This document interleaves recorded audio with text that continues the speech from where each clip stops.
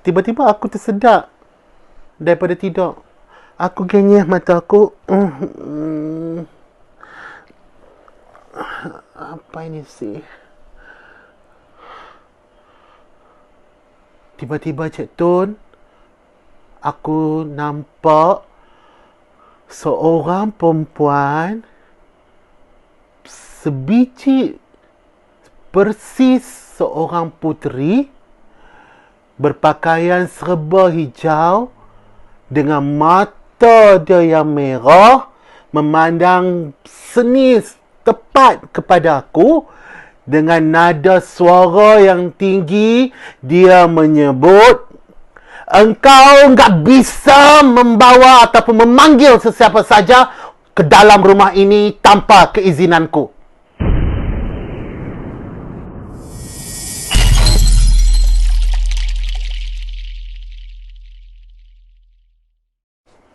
Hai guys, Assalamualaikum warahmatullahi taala wabarakatuh. Apa khabar? Sawadikap. Lama dah aku tak sebut sawadikap untuk hampa.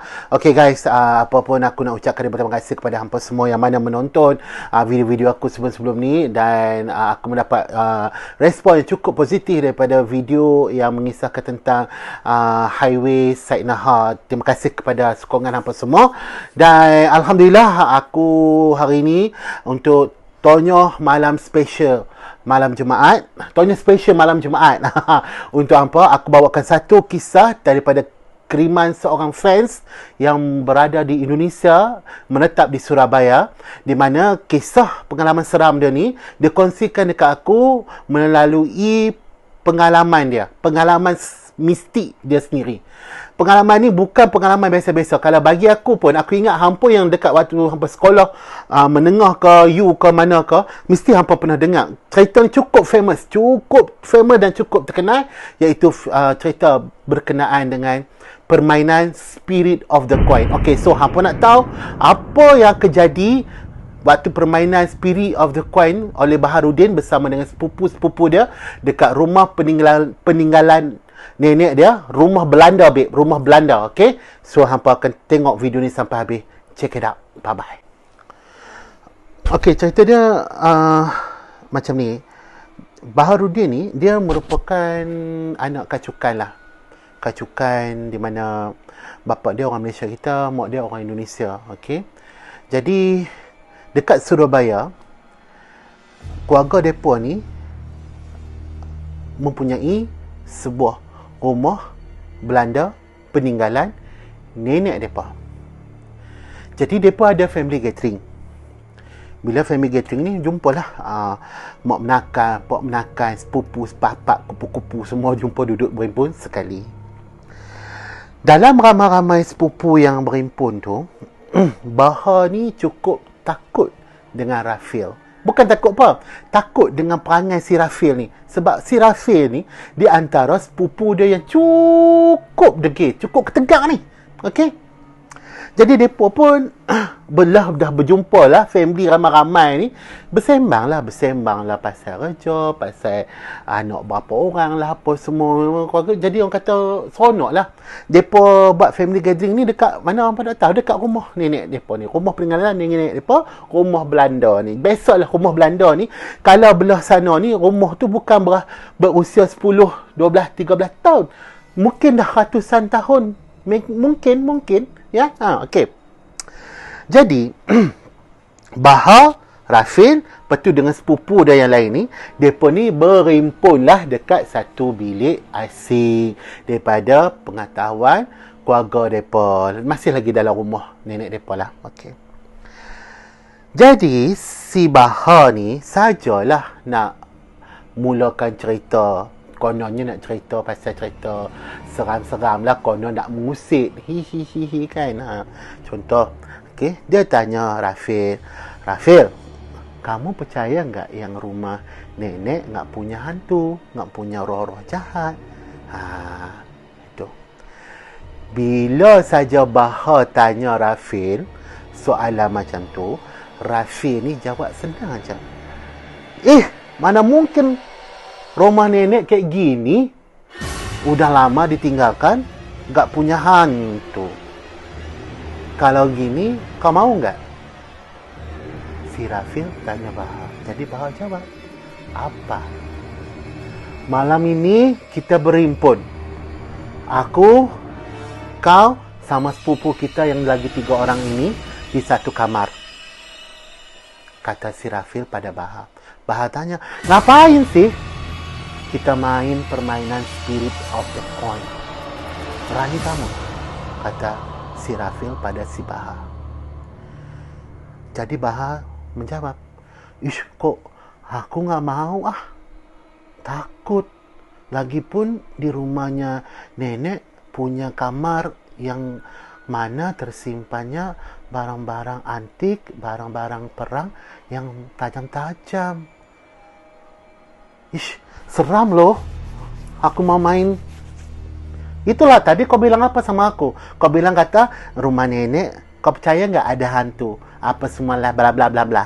Hah? Sekarang bila aku ajak kau main, kau nggak mau? Kata si Bahar kata si Rafil pada si Bahar. Jadi mereka pun buat keputusan masing-masing. Gimana? Mau nggak kau ikutin kami main Spirit of the Coin malam ini? Tanya si Rafil pada sepupunya yang seorang lagi, kita letak contoh namanya Sanjut. Sanjut, mau nggak kau ikutin kami main Spirit of the Coin malam ini di kamar tempatnya nenek letakkan barang-barang antik dan juga barang-barang perang? Ish, takut sih aku mau ke situ. Kayak mana kalau ada hantunya keluar kayak gitu? Ih, kau ini ya. Takut apa? Nggak usah takut. Ya udah kalau gitu aku main aja. Lepas tu katanya si Sanjut pada si Rafil. Lepas tu si Rafil ni tanya lagi kepada seorang lagi sepupunya. Nyut, kau mau nggak ikutin kami main Spirit of the Coin malam ni? Aku nggak apa-apa, aku nggak takut, bilang itu. Kata si Nyut pada si Rafil. Lepas tu tanya lagi seorang sepupunya. Jadi mereka kan semua 5 orang. Si Bahar, si Rafil, si Sanjut dengan si Nyut. Lepas tu ada seorang lagi, si Susu. Mau nggak ikutin kami malam ini main Spirit of the Coin? Kalau mau boleh aja, aku nggak takut gitu. Jadi itu contoh lah, contoh. Okay. Jadi tibalah waktu malam. Okay. Lepas habis makan, family apa semua bergelak ketawa lah. Mana bila tak jumpa lama. Jadi bermulalah cerita. Seolah-olah macam orang kata tengok filem Conjuring lah kononnya kan. Filem main malam ni berimpun lah mereka ni. Si Rafil ni jadi ketua. Nak abang kat empok. Bahar. Ya. Kenapa, Phil? Cepatin, udah pukul 3 ni, hampir pukul 3 pagi ni. Ya, bentar ya. Si Rafil ni tukang gerak orang. Bila dia gerak si Bahar, dia gerak si Sanjut, si Nyut dengan si Susu. Lepas tu, mereka pun berhimpun. Ya udah, siap ya. Mana koinnya yang untuk kita mainkan malam ini koinnya? Yuk. Hati-hati ya, jalannya jangan ribut-ribut. Pelan-pelan. Kita mau menuju ke kamar ini. So, kalau apa-apa jadi, nggak usah lari ya. Jadi, mereka ni pun jalan. Jadi, kata Bahar, dia kata waktu dalam perjalanan tu, dalam luaran mereka tu, mereka seronok. Tak sabar lah, excited. Tak kira lah. Nak main benda ni, nak panggil hantu keluar. Nak tengok hantu ada tak ada. Ampun. Pilah. Hampat apa semua. Dalam bilik tu penuh ni dengan barang-barang antik, dengan pedang-pedang yang tajam, masih kerih-kerih apa semua ada dalam bilik nenek dia tu. Bilik tu sebenarnya tak boleh masuk sesuka hati, tapi depa nak uji kata benda tu ada, hantu ni ada. Depa masuk bilik tu jugalah, sebab mungkin bagi bilik tu merupakan bilik di mana kekangan aura energi hantu-hantu tu kuat. Jadi hampa tahulah kan. Contohlah hampa pergi balik rumah Tok Wan ke rumah Tok ke rumah nenek kan. Tiba-tiba ada satu bilik yang mereka kunci bubuhkan hitam. Mesti kita tahu bilik apa kan. Bilik tu jugalah kita sangat-sangat nak pergi tengok. Ada apa lah bilik ni nak. Tak ni nak tahu apa semua kan. Minta maaf. Okey. Jadi masuk. Mereka pun hampa apa semua. Dah siap-siap apa pun main. Baha bagi tahu dalam keseronokan tengah bermain Spirit of the Coin tu, sebenarnya dalam hati ni takut tak sangka dah. Tak sangka dah. Okey. Jadi mereka pun mula main. Okey, si Rafil mulakan dialognya bersama mereka semua. So kalian semua dah sedia ya? So Baha, kau dia mana? Aku insyaAllah boleh. Okey, yang lain insyaAllah boleh. Boleh ya? Jadi tangan jadi tangan ni, tangan telunjuk jari telunjuk diletakkan di atas koin yang main tu. Semua letak. Bagi letak tu si Rafi bagi tahu kita kena sebut spirit of the coin. If you around this room, please come to us and move the coin at our finger. Buatlah. Buat. Tiba-tiba shilling tersebut dah mula bergerak. Dah mula menunjukkan reaksi. Bila bergerak, tiba-tiba Baha bagi tahu ada satu kerih terlucut daripada tempat dia duduk tu. Dia terbang menuju betul ke arah Rafi, dan Rafi sempat mengelak. Nasib baik sempat mengelak kerih tu, dan kerih tu pun terus berputar-putar di tempat dia pemain tu. Spirit of the Coin tu berputar, dan depa akhirnya sekali terus lari bertemparan, terus keluar daripada bilik itu dan tutup. Dan waktu depa tutup tu dalam pintu tu, ini masing-masing terus masuk dalam bilik, tidur tak apa tak kata. Jadi si Baha ni pun tidur dalam ketakutan. Dia tidur.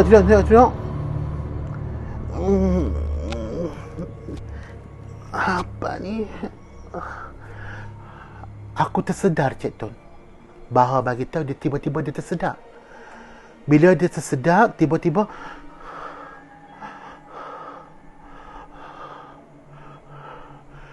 dia cerita dekat Cik Tun.